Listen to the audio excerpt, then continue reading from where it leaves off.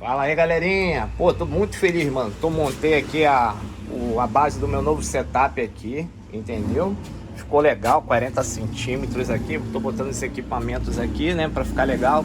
Já fiz a iluminação pra ficar na parte de cima, outra pra ficar na parte de baixo, entendeu? Já tô botando alguns equipamentos meus aqui já, preparando, né? Porque eu ainda vou pintar, você vai pintar tudo de preto. Então só tô testando aqui pra ver se dá o tamanho certinho pra trabalhar. Pô, ficou top, irmão. Tô muito feliz. Eu mesmo tô fazendo devagarinho, entendeu? Pra montar o meu laboratório próprio aqui. Vai ficar top. Inicialmente, tá lindo.